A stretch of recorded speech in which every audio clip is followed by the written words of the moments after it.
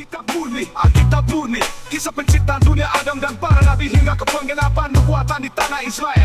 Yesus Kristus dilahirkan sebagai penebus semua manusia yang berdosa. Ia disalibkan dan bangkit pada hari ketiga, naik ke surga dan akan datang kembali.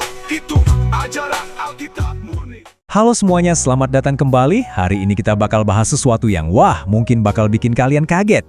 Kita mau bongkar sebuah praktik spiritual kuno, yaitu 7 doa harian yang mungkin belum pernah kalian dengar sebelumnya.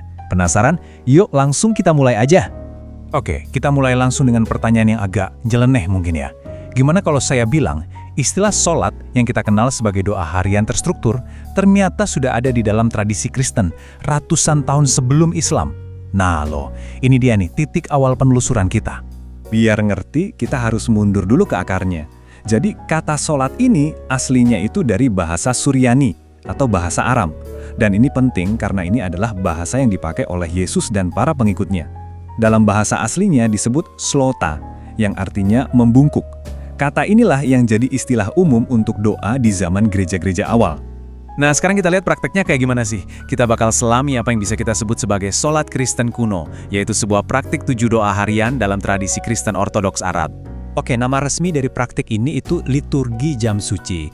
Ini pada dasarnya adalah siklus 7 doa setiap hari. Di kalangan Kristen Ortodoks, terutama di tradisi Yunani dan Koptik, ini dikenal sebagai Al-Azabiyah. Nah, dasarnya apa? Ternyata setiap waktu doa itu didedikasikan untuk mengenang momen-momen tertentu dari sengsara Kristus. Jadi ini tuh cara mereka menghayati iman, dan ini dilakukan dalam bahasa Arab, jauh sebelum zaman kita sekarang. Pasti langsung kepikiran kan? Kalau dibilang kuno, sekuno apa sih sebenarnya tradisi ini? Apa kita ngomongin ratusan tahun yang lalu, atau mungkin jauh lebih tua lagi ya? Yuk kita coba telusuri jejaknya. Kita akan ikuti apa yang disebut rantai apostolik buat lihat sedekat apa sih praktik ini dengan para rasul pertama. Siap-siap, jawabannya mungkin bakal bikin kaget. Oke, titik penting pertama kita ada di tahun ini, sekitar 215 Masehi. Di tahun inilah seorang tokoh gereja bernama Hippolytus dari Roma meresmikan semacam panduan untuk doa-doa harian ini. Coba bayangin, itu hampir 1800 tahun yang lalu. Wow! Nah, ini dia kenapa tahun itu krusial banget. Lihat deh silsilahnya. Si Hippolytus ini muridnya Irenaeus. Irenaeus muridnya Polikarpus. Dan Polikarpus, dia itu murid langsung dari Rasul Yohanes. Jadi ini bukan sekedar tradisi yang katanya kuno. Ini beneran ajaran yang turun-temurun dari guru ke murid, nyambung terus sampai ke lingkar terdalam. Intinya apa? Jadi jelas ya, kita nggak cuma ngomongin tradisi yang tua, tapi kita ngomongin praktek yang punya garis keturunan ajaran yang jelas banget. Nggak putus, langsung dari para rasul pertama. Eits, tapi tunggu dulu, ternyata ceritanya nggak berhenti di situ, jauh lebih dalam lagi. Praktek ini ternyata nggak dimulai dari gereja Kristen perdana. Akarnya itu lebih tua lagi, tertanam di dalam kitab suci yang dihormati bersama oleh tradisi Yahudi dan Kristen. Nah, ini dia ayat kuncinya.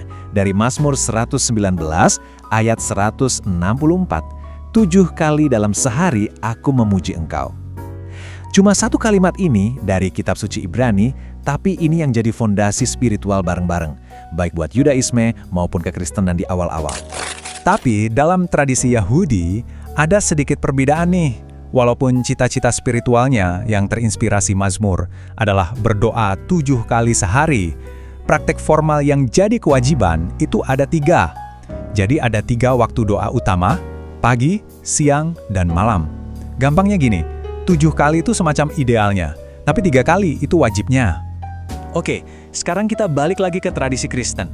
Gimana mereka mengadopsi ide 7 doa ini dan menjadikannya bagian dari ritme kehidupan sehari-hari. Ini dia nih, 7 waktu doanya. Mulai dari sebelum matahari terbit sampai larut malam. Setiap jam punya fokusnya sendiri, jadi ini bukan sekedar rutinitas checklist gitu ya, tapi lebih kayak kerangka spiritual yang membingkai aktivitas seharian penuh. Terus, tujuannya apa sih? Kenapa harus repot-repot begitu? Well, tujuannya itu dalam banget. Pertama, ini soal menyucikan waktu. Jadi setiap jam dalam sehari itu jadi momen buat ingat Tuhan. Kedua, ini juga cara buat meneladani gaya hidup para rasul. Dan terakhir, tentu aja ada simbolisme angka 7 itu sendiri yang dalam tradisi Abrahamik sering diartikan sebagai simbol kesempurnaan atau kelengkapan. Oke, sekarang coba kita rangkai semua potongan puzzle ini. Apa yang kita lihat? Ternyata ada sebuah ritme spiritual bersama yang melintasi batas-batas tradisi dan bahkan melintasi zaman. Kalau kita lihat di sini, jelas banget kan, baik Yudaisme maupun kekristenan ortodoks awal, dua-duanya sama-sama ngambil inspirasi dari ayat yang sama di Mazmur 119.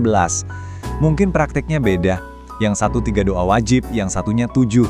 Tapi akar spiritualnya, sumber idenya, itu sama persis. Pada akhirnya, yang kita lihat ini adalah sebuah dorongan spiritual yang universal, yang dimiliki manusia. Yaitu keinginan untuk nggak cuma mengingat Tuhan di waktu dan tempat tertentu aja, tapi benar-benar merajut doa dan ingatan itu ke dalam setiap jengkal kehidupan kita sehari-hari. Dan ini membawa kita ke pertanyaan penutup. Setelah tahu kalau ternyata ada ritme spiritual kuno yang sama-sama dimiliki oleh berbagai tradisi, gimana ya ini bisa mengubah cara kita melihat dunia sekarang? Dunia yang terasa makin terhubung, tapi di saat yang sama juga sering terpecah belah. Mungkin, di dalam ritme kuno ini ada pelajaran berharga buat kita semua.